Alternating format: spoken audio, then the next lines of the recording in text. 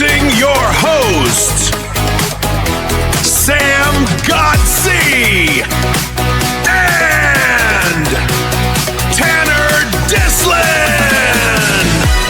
Welcome to Crunch Time with the N326 Duo. Hello, everybody, and welcome to episode 228 of Crunch Time. I'm going to be your host today. I'm Tanner Dislin. That's Sam Gotze. We are the N326 Duo. Sam, how are we doing today, my friend? Man, it's tough time to have a sports podcast because there's not a lot going on. MLB trade deadline has passed. We covered that last episode. The whole craziness of the WNBA is going on. Just absolutely absurd storylines coming out of that league. But it's tough. It's tough. Not a ton to talk about in the sports realm, but we're going to make the most of it. That we are. As we always do, of course, we will have a Gimme 5. This time we're doing the Gimme 5 best sports moments. Out there, you're probably waiting for sports to pick back up again. So we got you covered. Reliving some of the best moments in sports history. That'll be obviously at the end of the show. But Sam, stop me if you've heard this before. The WNBA has a controversy that has everyone in the world incredibly mad. And everyone's got to have an opinion about it. Yeah, absolutely crazy stuff going on in the WNBA right now. It seems that the WNBA has become a reality TV show where the main product isn't the focal point of the entertainment. And it's just a lot of off the court bullshit. It's all off the court. Yeah. For those of you who missed it, it was a fast break play for Sophie Cunningham, already one of the most controversial figures in the sport. And another one, Dejanay Carrington, I think is her name, on the fast break, fouled her quite hard. It ended with a swipe across the face, like hit her in the head basically, got ejected. Then immediately took to social media and said white privilege after her ejection. So, I mean, to be honest with you, Sam, I think I may have said it earlier on the show in one of the previous controversies. I feel like I personally have done a complete flip on the WNBA. I was so out on it. I was like, this league can't get out of its own way. They suck. I've done a complete flip. Now, this is hilarious. I mean, this is hilarious. Every single time, it's some new race bait, race swap, race war thing, and it's the funniest thing ever. Yeah, it's just absolutely absurd what's going on in the WNBA. What's sad is they probably have the most talent in that league since its inception. Oh, absolutely. And they are just wasting it all. Like, is the WNBA going to be as big as, like, men's college basketball or the NBA? No. But this is definitely, what's going on right now is definitely not helping its case of gaining popularity. Because right now, the WNBA should be more popular than it's ever been. I mean, they have actual superstars that have a big following that they are just kind of wasting. Absolutely. And one of those superstars later in that same game, Caitlin Clark, you may have heard of her. She got a technical foul for insane. Accidentally running into the referee when she was making a completely normal basketball play, tripped on herself, brushed up against the referee, turned around, and went to run back on defense and got a technical. Yeah. Absolutely absurd. I mean, this just making a mockery of what a basketball league should be. And like I said, I'll say it again, is they have so much talent in that league and so many notable names that like bring attention to the sport, and they are just dealing with the pettiness drama of its players and I was going to say, anything else.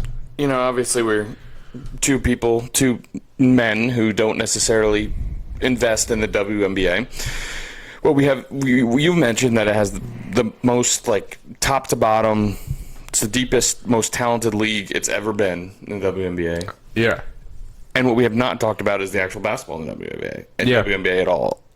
In any previous episodes or anything, what we have talked about is the other stuff. Yeah, Let's leave it at that. The politics of the sport. 5 years ago, I couldn't name more than 10 players in the WNBA.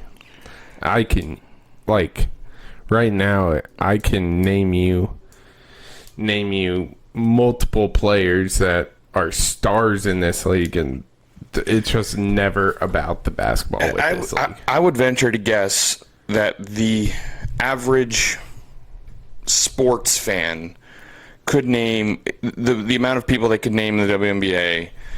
You could count on two hands, and the number of people that didn't go to UConn and was like the star player UConn that went on to win national title would probably be on one hand. Yeah, it would probably be one or two people that that didn't go to UConn.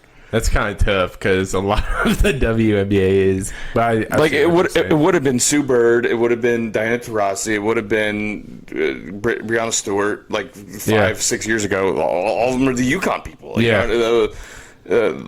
Maya Moore, they're all the UConn people. So now I can name a bunch that are not UConn, and a bunch, like you said, it's like multiple stars in the league. Yeah, and we just can't stop talking about not basketball, about politics, about all of the above. And you know, it is what it is. I don't know if it's a product of being subsidized by the NBA for so long. They just don't have any leadership. They don't know how to lead a league forward. Yeah, that's probably what it is. But it's bad. But I will say, if this transitions the men's NBA, the NBA, away from the drama that was littering that league for so long, and we can get back to the NBA being about basketball, and the WNBA could take all the drama, I would absolutely sign up for that. Yeah. Unfortunately, there's 0% chance that'll happen, but just some craziness in the WNBA when people are looking for any sports to talk about or watch. And looking for any sport to watch. Let's turn on the TV. What are they talking about? Oh, white privilege? Oh, shit. Okay. Yeah. All right. Let's go to Netflix. Exactly. Yeah. So that's what it is over in the WNBA. I'm sure we'll have this conversation again within the next month of the next thing that happens in the WNBA, where everyone has to, get on their high horse, white knight, go get a raise, spade, all the above. Rage bait, raise, spade, all the above. Anyway, so. Yeah. Anything else? What else should we get into here? I mean, like I said, there's not a whole lot. I think what would be fun, Tanner, is go a little outside of the sports. Okay. Obviously, this is a big sports podcast, but everyone knows it's a slow time of the year. It is. And I think a lot of people, especially diehard sports fans, in the summer is where people catch up on pop, the poppin' shows. And there has been, I just want to shout out, TV has been really good. It has. House of the Dragons just wrapped up last night. Was an awesome finale. I was a little iffy on it last night, but after sitting on it and hearing the breakdown of it, I'm a fan. I was really skeptical going into this season with how season 2 was ass. Season 2 ended. It was buns. And spoiler alert, we're gonna dive into it a little bit here. So if you haven't watched it, skip this part. But when they ran Eamon to Harrenhal I was like, we are not doing this Yeah, again. But no, they kind of did, but it was crazy. Crazy season. The thing that makes the Eamon versus Damon storyline at Harrenhal a little different for me is it wasn't. They made the Damon era in Harrenhal like the focal point almost. See, that's what I was gonna say, is because I agree. I don't necessarily love the time in Harrenhal with Alice Rivers, a psycho. Yeah. But that's the thing, is that Damon was when he was in Harrenhal, they'd cut to Rhaenyra and she'd just be like, "We need to stop this war," and then they'd sit around talk, "How do we stop this war?" And then they'd come back to Damon, and Damon would still be tripping balls at Harrenhal. Yeah. Then they go back to Rhaenyra and she'd be like, "How do I stop this war?" This season, Aemon was tripping balls in Harrenhal, but then they'd go to Rhaenyra and she'd be like leading a battle and be like, "Okay, now the non-Harrenhal stuff is now interesting." Before, Harrenhal sucked, and the non-Harrenhal stuff also sucked. So it was just a whole season of it sucked, except for that one battle that was cool, and then every other episode sucked. Yeah, absolutely. But this season rocked. Yeah, it was great. The finale. The one thing I freaking hate about this show is we have to wait 2 years for the next season. We do get Night of Seven Kingdoms, which is fantastic. It's just, you can't go into that show expecting it to be Game of Thrones-esque with which it is, because it is the same universe, but it's almost like a comedy. And it's incredible. But back to House of Dragon. The battle at Tumbleton was insane. Yeah, it was sick. We lost some awesome characters, unfortunately. But yeah. What I will say is I'm very curious at how history looks at season 2, because as this show, the last season will come out in a couple of years. We'll have the 4-season series.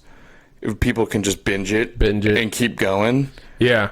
How will we look at season 2? Because, my thoughts on season 2 is that it sucked. Yeah. But I wonder if someone watches season 2 and immediately, because we know how season 3 started out with the Battle of the Gullet. If they watch season 2, all right, it's a little slow, but then it goes right into season 3 of that battle. Like, whoa, okay, you don't have that 2-year break. Yeah. Right. How we'll look at that?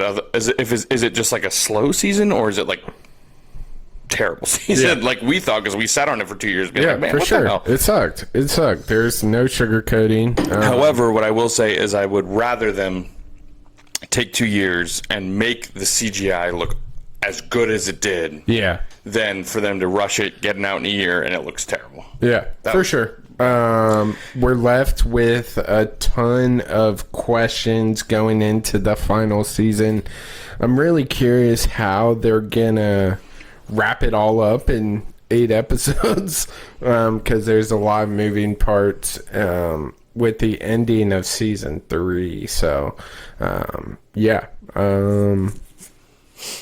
one thing I didn't love is the lack of Allison in the season finale. I agree with that. She's shown in the last 2 minutes after a big event happens that will keep quiet for now, but yeah, and especially because the previous, when she goes to Harrenhal to again, spoiler alert here, but you shouldn't, if you haven't seen the new season, I probably wouldn't listen to this part.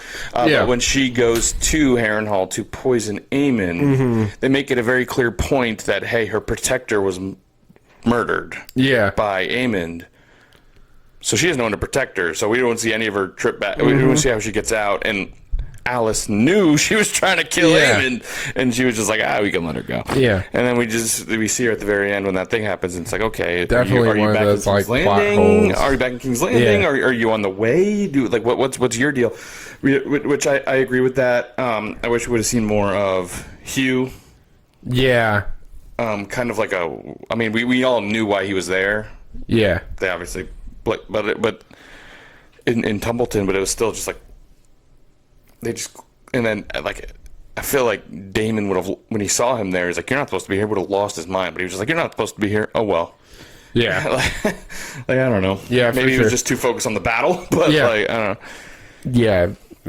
And the other thing I will say is that we didn't, if we're really nitpicking, I don't know if they did enough to build up John Roxton, who is the guy that Damon fought. Yeah, it was like a hound-esque. He made it a hound-esque. Because he's the guy who has like the really ugly bowl cut. Yeah. Who took Corliss earlier in the season. Like, they didn't really show him very much other than he was just the Ormond Hightower's like right hand. Yeah, his essentially his henchman.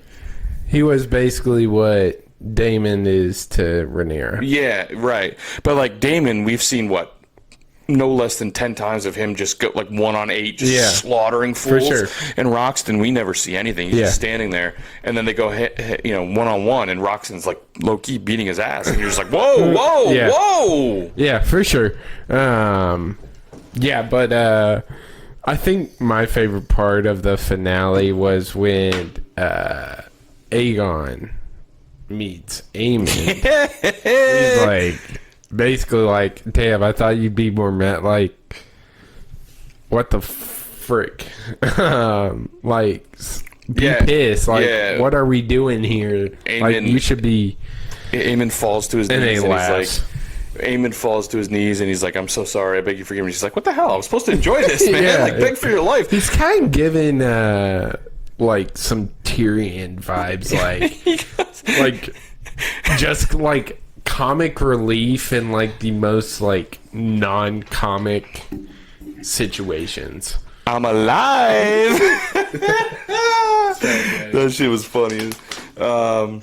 So good. But yeah, no, he that was very funny. He's had a turnaround. Obviously, I still don't forget in season 2 when he, sexually assaulted many people. So we're not talking, a protagonist here, but his standing has turned around for sure, and I think of him slightly more positively than I did before. He was straight luggage in the first couple seasons, but season 3 was a turnaround for him. Yeah, for sure. So yeah, House of Dragons season finale. MVP, LVP of the season. MVP, LVP of season 3. Boy, I mean, MVP.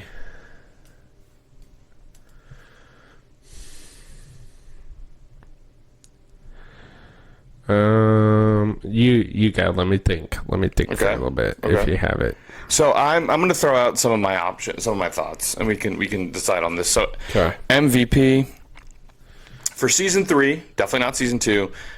Season 3, I think Daemon can be there. Yeah, he kicked ass multiple times. He was the only one who was like, "Hey, Rhaenyra, you have to do something. Hello." Yeah. I think Daemon's there. I low key think Aegon's there. Yeah.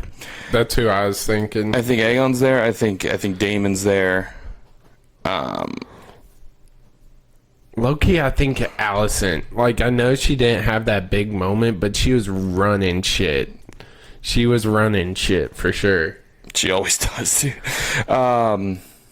Yeah, I mean, I think. I think that might be it. Low-key. I think it might be. Or there's a third one. Now, I would like to preface this by saying MVP is strictly in how good the character was. What should I say? How not the moral compass of the character, but how good the character is at playing their role within the story. Yeah. Because Ormond Hightower is a front runner for MVP. He was an awesome villain. He was an awesome villain for sure. Dang. I think for me the clear final 3 are Daemon, Aegon, Ormond. Yeah, I would agree with that. I think I gotta give it to Aegon. Yeah, dude, he was though. Like, you were rooting for him.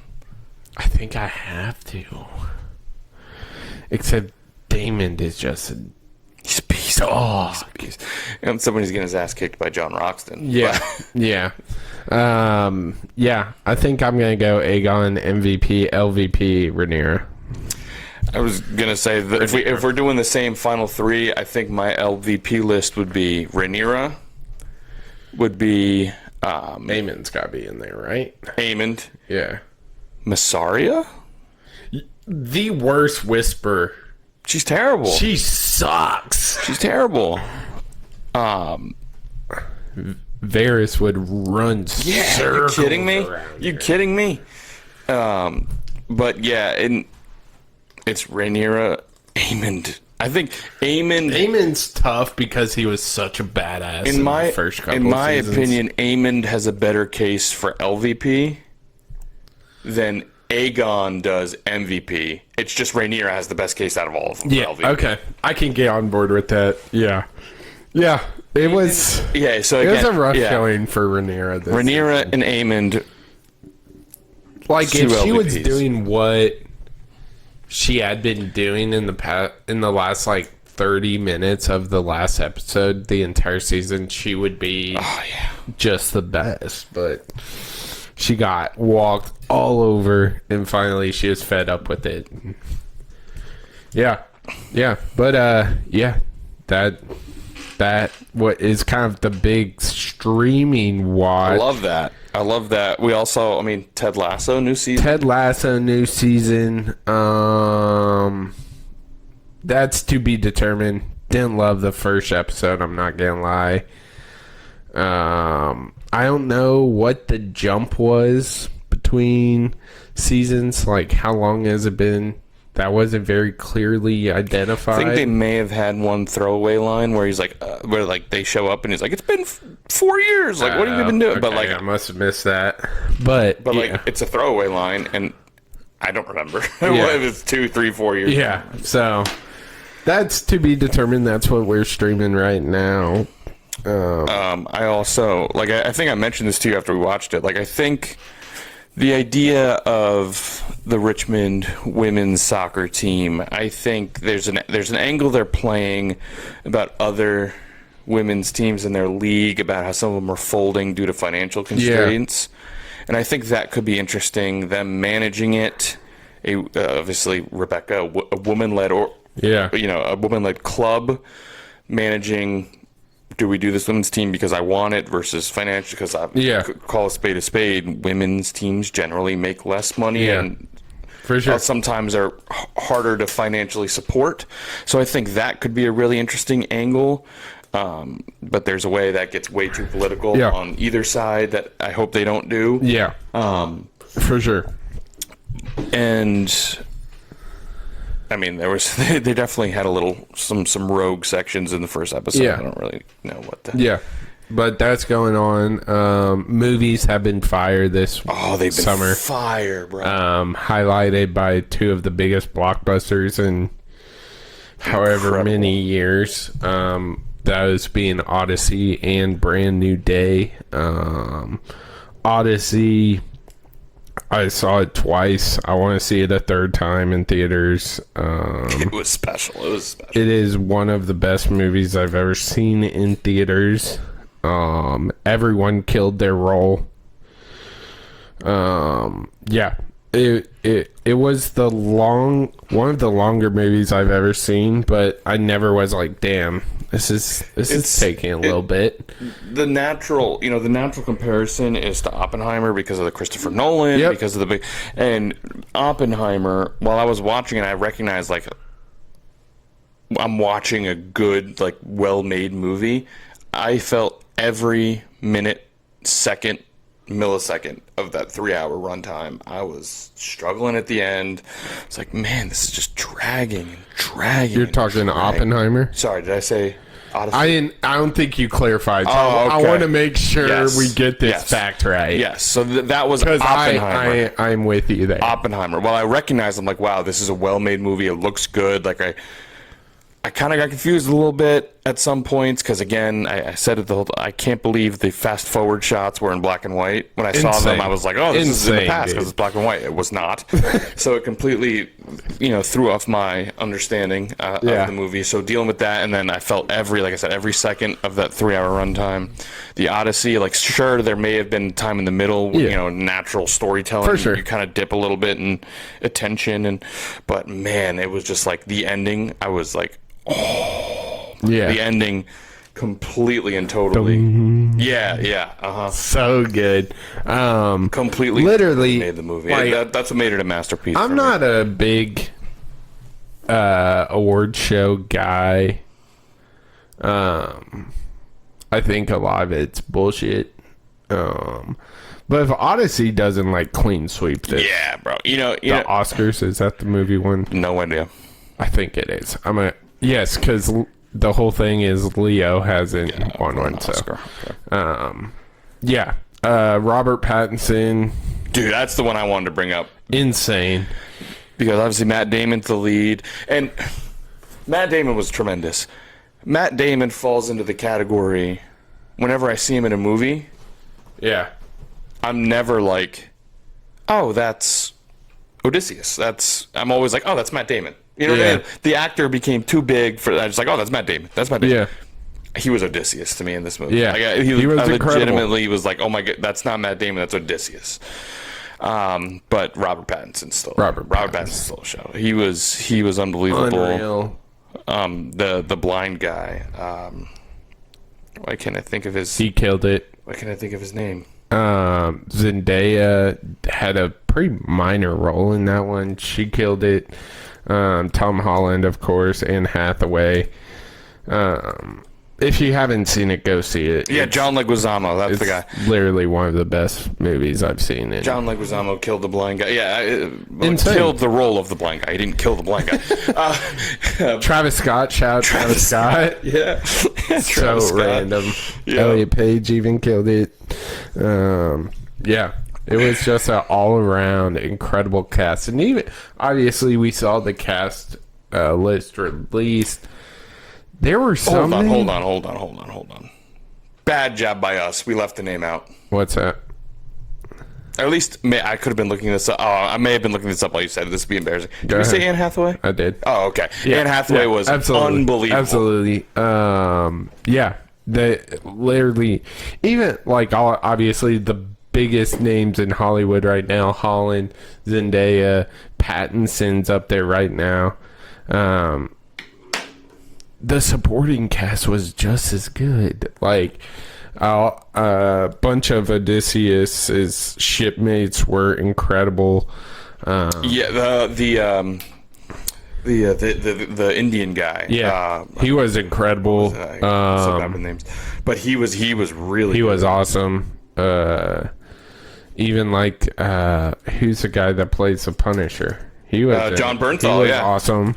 It was just an awesome movie. Hamish Patel. Even if you haven't read the book, it's a very easy story to follow, and you'll be entertained. I also think it was one of those movies where, like I said, at the end to me made it a masterpiece. Some of the shots were just visually stunning, but the number one thing I have to say about the Odyssey, it has the best sound design I've ever heard in a movie. I think for good and bad. I mean,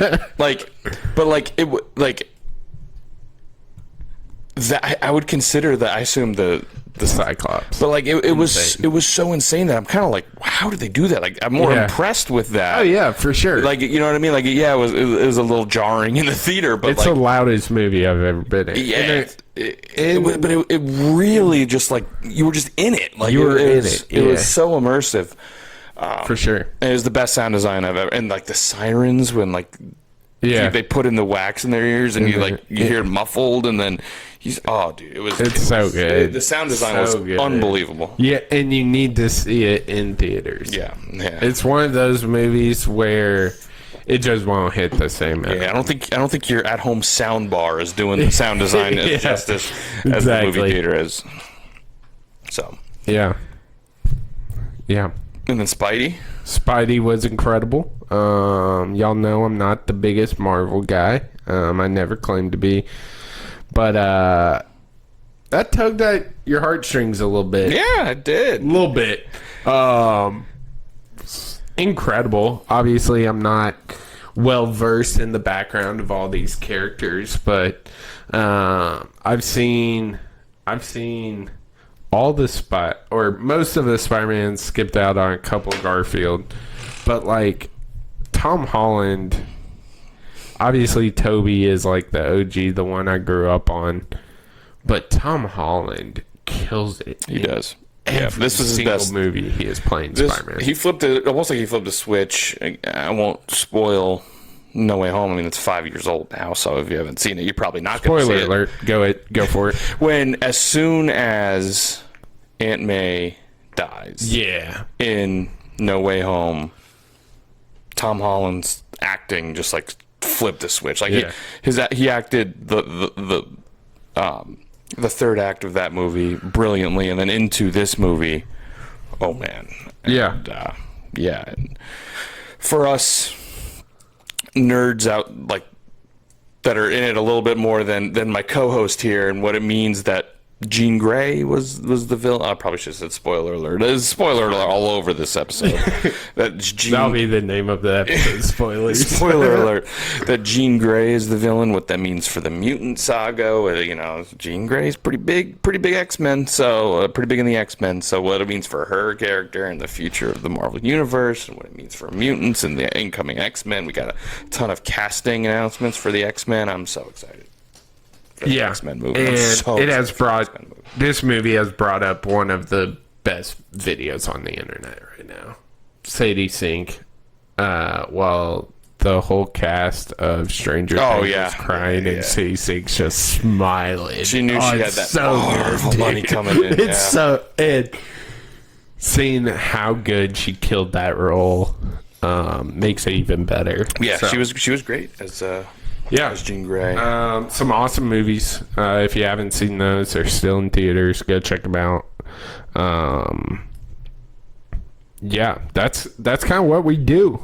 When sports aren't in session, didn't really know where this episode was going to take us. Talked a little bit of sports. We'll cover here in a little bit with the Gimme Five, but just an insight on what we do during these months. That's great. No, that was a great call. Sports. I'd much rather talk about House of the Dragon, The Odyssey, Ted Lasso, and Spider-Man than the Bills' new stadium. The Bills' new stadium. Early thought disaster. Not a disaster. I think people made it worse than it looked. Like, I saw some angles, I was like, this seems very odd. There was one that I was... The lack of a giant... that's bad. Insane. That's bad. Again, I think I may have had this take. Now we're back to sports. Perfect. Yeah. I want stadiums to be in a roof. I think it's the best viewing experience. I think domes are it's just what it is now. Like the big jumbotron that you can hang from the ceiling and be in the middle of the stadium that everyone can see. I think watching the game is the best in the indoors. I think it's the best for the players. I think it's the best for everyone involved if you just build a damn roof. And I know that's not a popular take amongst football purists, but I don't know. That's just where I stand. Yeah, and I'm team dome. And, Pause. What the?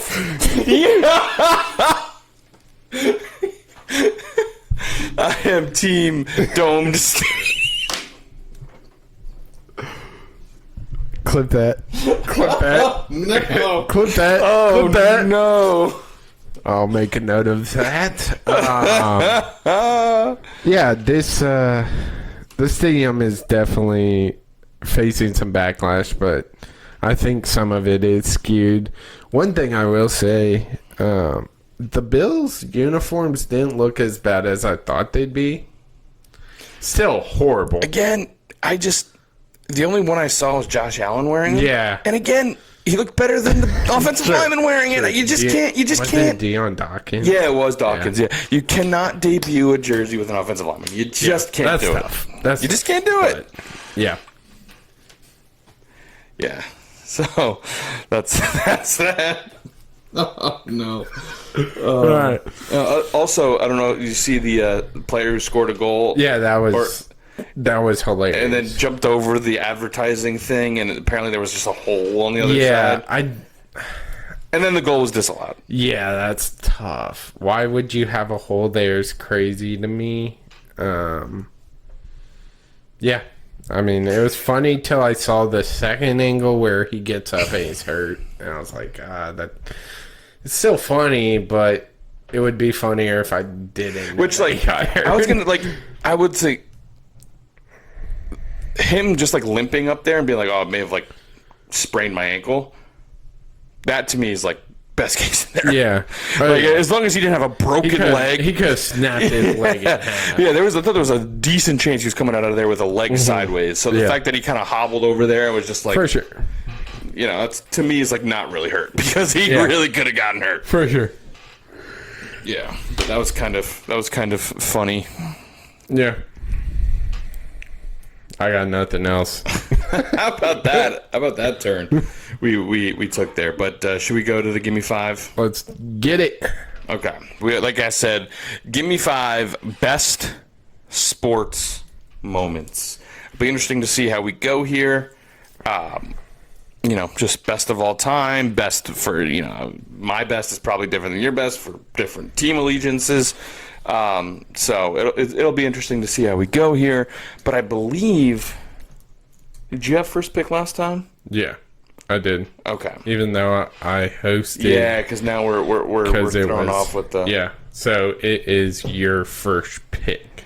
Okay. I think I got the obvious first pick here. At least the obvious first pick to me is going to be the Miracle on Ice. I would take the Miracle on Ice. Yep, had that on my list. All-time sports call from was it Al Michaels who did it? Do you believe in miracles? Yeah. I think it was Al Michaels. I think it was. Yeah, great pick. USA. Yeah, great pick. For me, though, first one that popped into my mind, one that I will probably never forget, the kick six in 2013 Iron Bowl. On my list as well.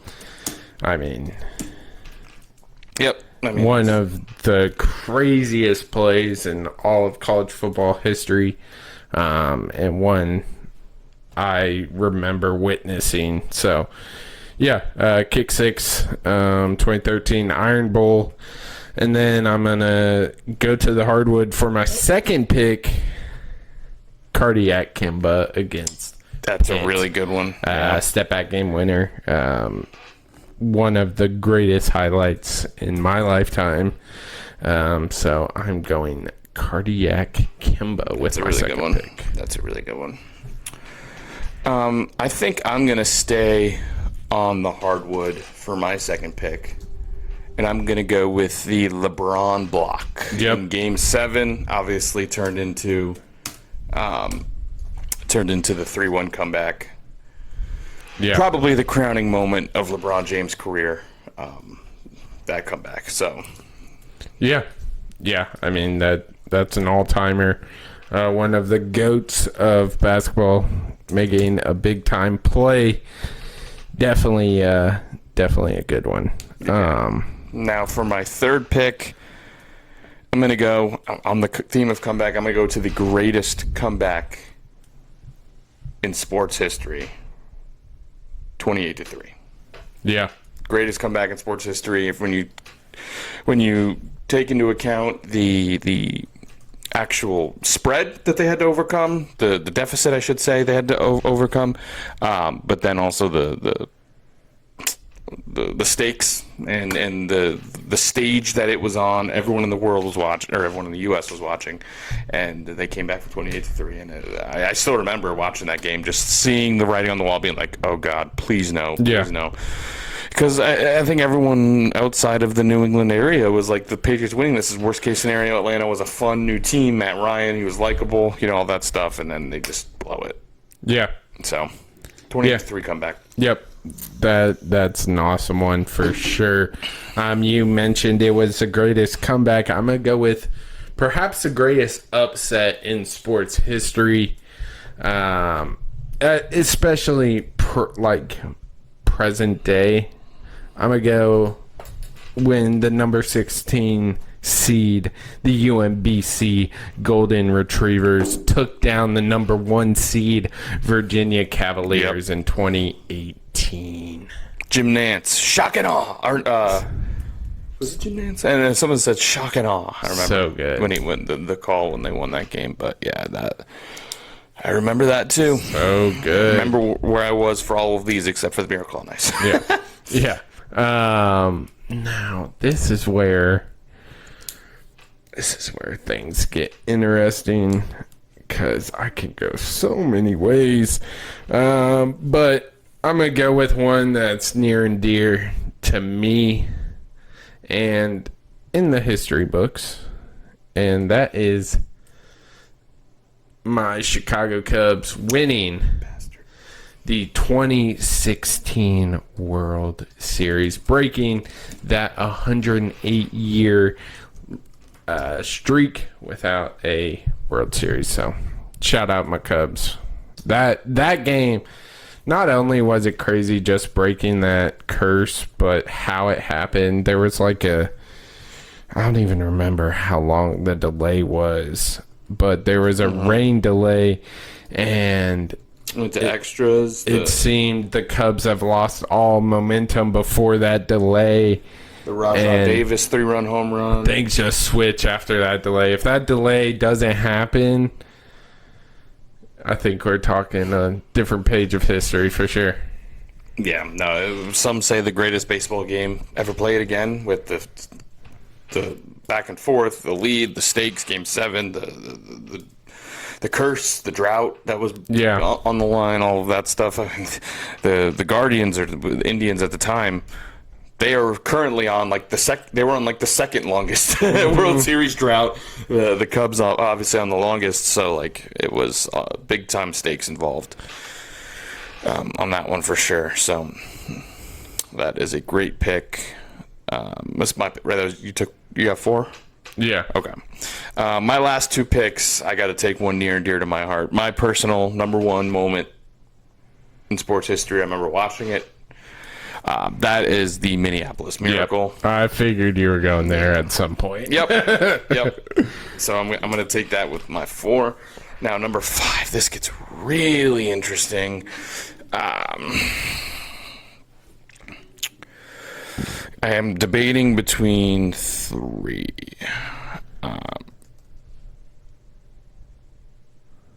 Oh man. Okay, I think I'm gonna go with another NFL one. This obviously I was in the area when it happened, of one of the teams involved. I'm gonna go with the David Tyree helmet catch. Yep, I had that on my list for sure. Yeah, all-timer. All-time play, one of the craziest plays by a guy no one really knew about. Yeah, and especially with the history that was at stake, with them potentially going undefeated, being that craziness. Yeah, that's a good pick. Great pick. Thank you. Now, last pick, Sam. golly. Oh boy.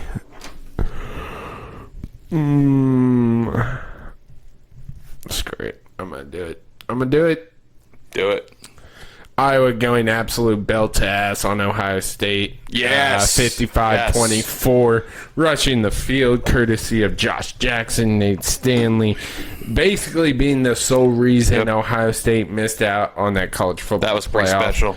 And more importantly, Urban Meyer missed out on that college football playoff. Yep. That was sweet. Yeah. Josh Jackson, 3 picks. I believe Hawkinson and Fan each had 2 touchdowns. Yeah. Aquamaldly's going crazy. It's one of the craziest games. First play from scrimmage was a Amani Hooker pick 6. JT Barrett 4 picks. I still can't. Yeah, I still can't believe that's real life. Me neither, man. They just don't make college football wins better than that. At home, place going crazy, and specialty uniforms, specialty unis, national TV.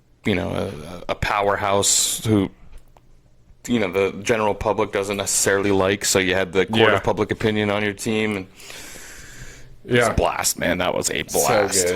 So good. But yeah. Had to throw that. I love it. There. I love it.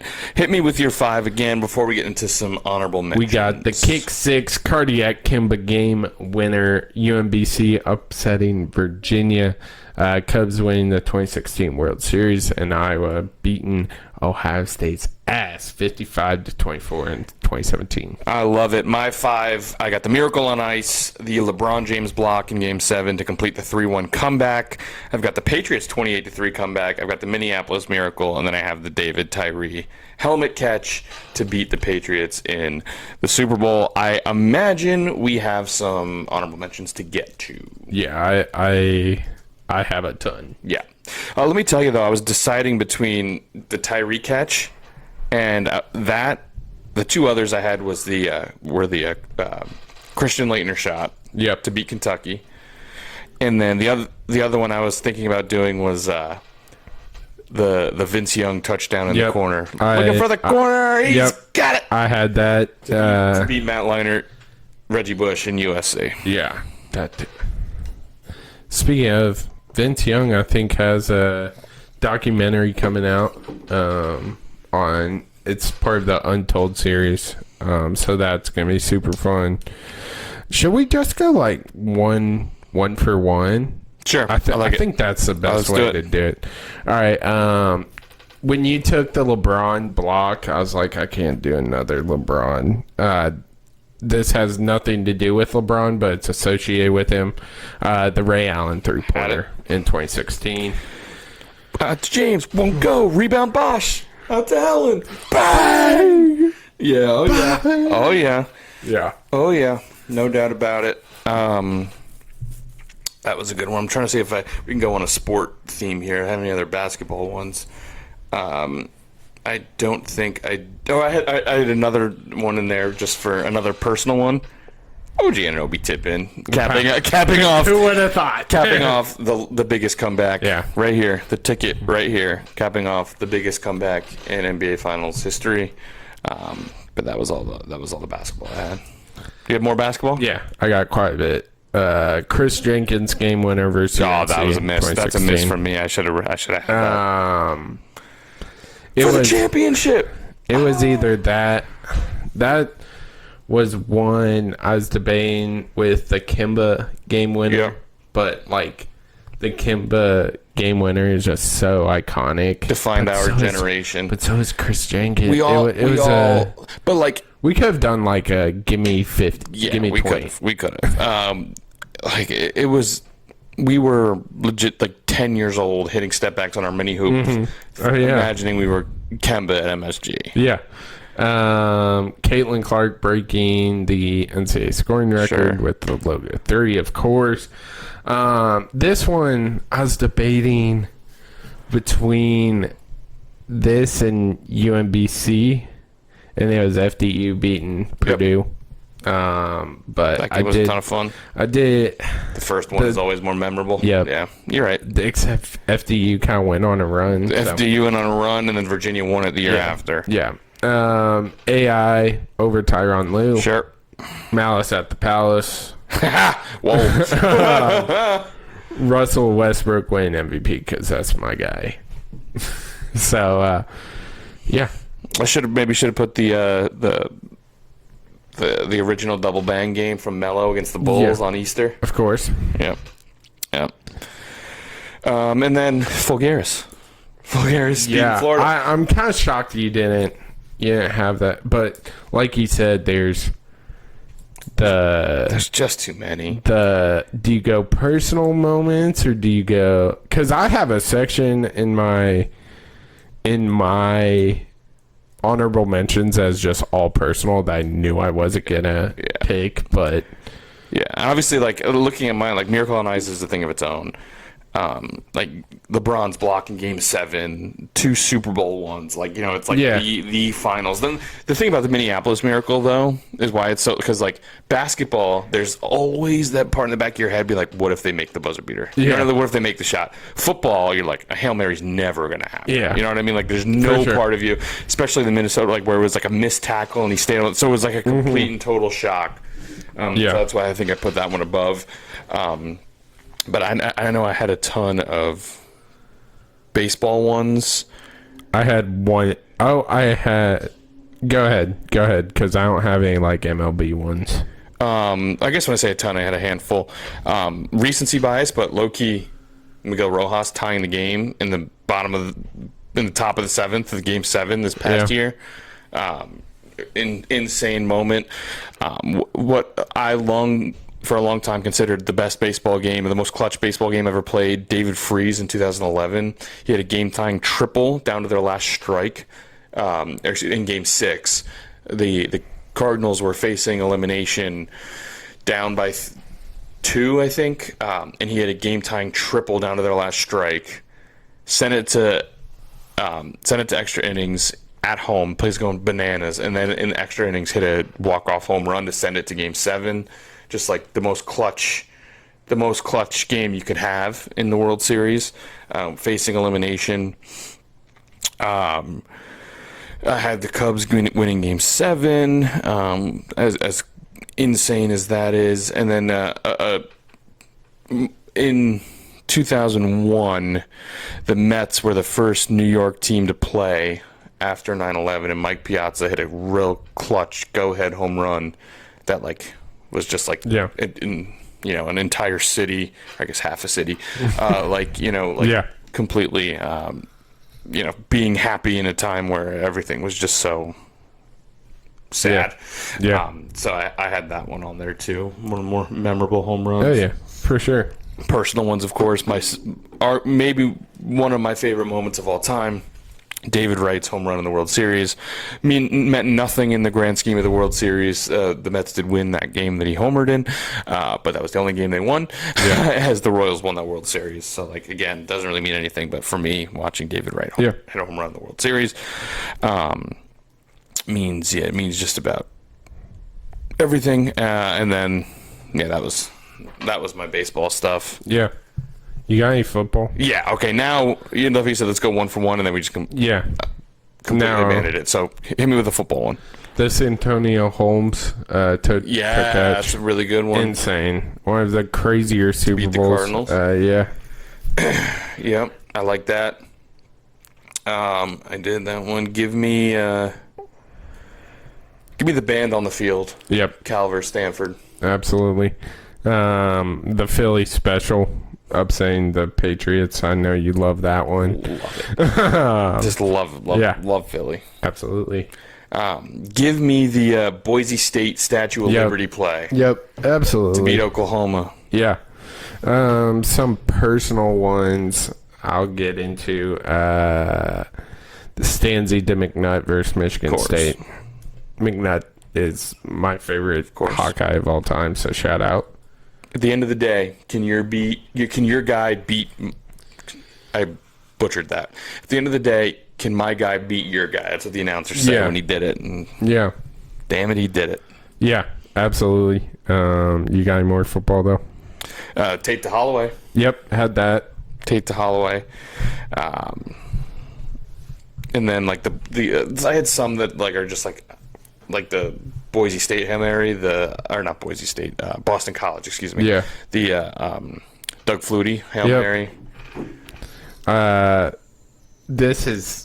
I'd be shocked if you remember this, but the Hunter Henry heave versus Ole Miss. It was like 4th and 10. And 4th and 25, yeeted and he just yeeted it to I do remember that. Alex Collins, RIP, and he somehow it was like a 50-yard heave. It was like the other side of the field. Yeah, like it's crazy. Went back. One of the craziest I do remember plays.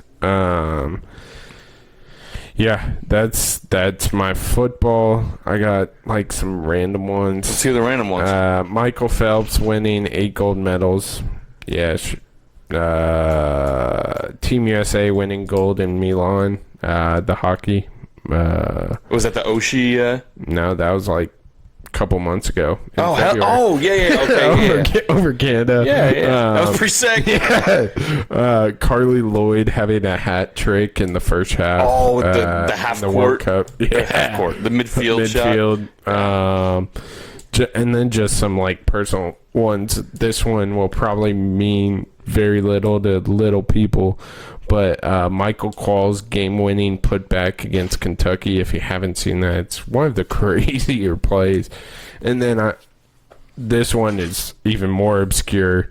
But shout out my guy Tissue, South Alabama going belt to ass in the 2021 It'd be like Florida. Gainesville Regional against Florida, eliminating them from postseason, beating their ass 19-1. Christian Watford. I just thought of Watford for the win.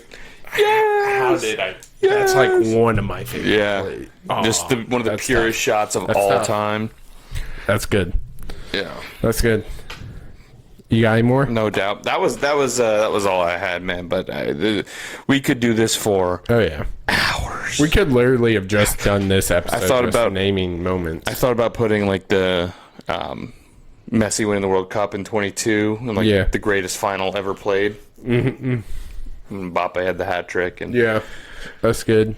But just don't really mess. Like we don't mess with soccer. There's much. A bunch of Masters moments. I'm sure people are gonna be upset about. Is that the what was the Tiger chip?